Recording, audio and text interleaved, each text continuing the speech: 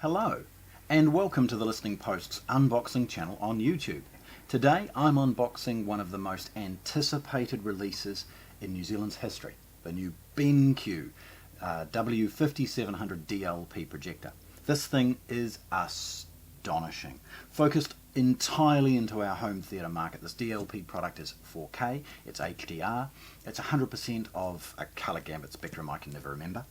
It has about 1800 lumens, so it's bright enough for any domestic home theatre. It's got like 1 billion colours. It's an astonishing model, and I'm so pleased to be able to share this with you today. Okay, firstly, looking at its packaging, pretty basic. It's an oversized box because it's actually a very large projector. There's some scan information from BenQ and other things here. We've got model and serial numbers and a nice little wee panel. Not much more other than obviously promotional information about BenQ and some basic information about some of the compliances that this can offer. Opening it is going to be very straightforward because it's sealed with just factory tape.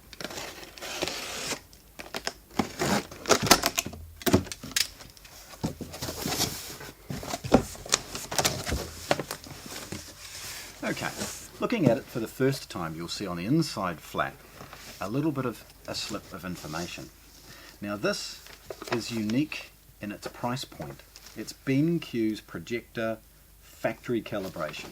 This is this model's colour spectrum, tested before its final inspection and packaging, showing just how good this projector is from a colour perspective. And it's quite unique, and it's lovely to see that in such a basic budget product. Okay, we've got a really long IEC power cord with an earth, so 3-pin. We've got its accessory pack. Now this is sellotaped closed. It has the very comprehensive user manual. It's multilingual. It has a CD-ROM. This is for the user manual and others on PDF. An amendment, a slight extra page,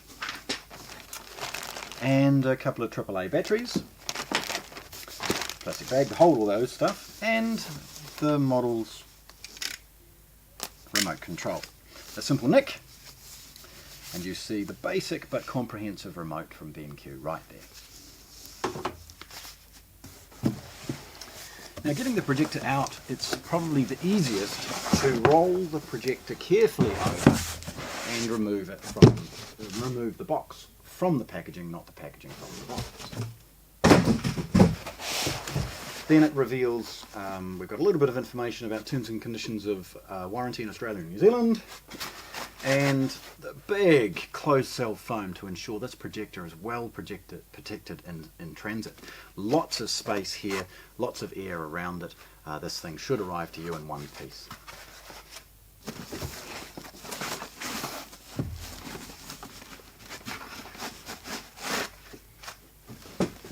Now there's an oversized sort of soft bag that then protects the projector, and as we have a look at it, you're going to start seeing why I'm so happy and excited with this product. Firstly, it's quite a large projector physically. It's not very deep, it doesn't really need to be, but what they've done is they've separated internally some of the power supplies and other video processing to ensure that it's as physically separate as possible. Looking at the top for the first time, we've got the lens shift, which is manual, up, down and left and right. There's quite a lot of movement with this projector, so it's ideal, and it means that potentially it can be set a little bit off-center if required in the room, as well as being able to overcome some very interesting installations if required. At the front of the projector you'll see the very large vents. This of course enables this projector to move a lot of air quickly and quietly, ensuring that the projector is basically whisper quiet. There's nothing more annoying than a lamp creating undue noise in a space, particularly in the quiet scenes of a home theatre. The lens cap is sellotaped in place with a couple of pieces of blue tape. Love removing those. And the cap itself is a good quality little plastic thing, revealing the lens itself. It's worth noting that there is a protective seal here that needs to be removed, which stops the focus and other zoom things from moving in transit, and it exposes the all-glass lens kit that it has. Zoom and focus can be manually operated, as you see there. It's worth noting, and please hang around for some close-up photographs. Can you see this hood? That is specifically designed for when the projector is on the ceiling to stop dust settling onto the lens. And it's wonderful to see that feature, how well thought out that feature is for such a budget projector. Okay, spinning it around, you'll see again that it's not very deep. Lots of ventilation and other things to ensure lots of airflow quietly through the projector. And as we spin it round again, we start to see the inputs and outputs.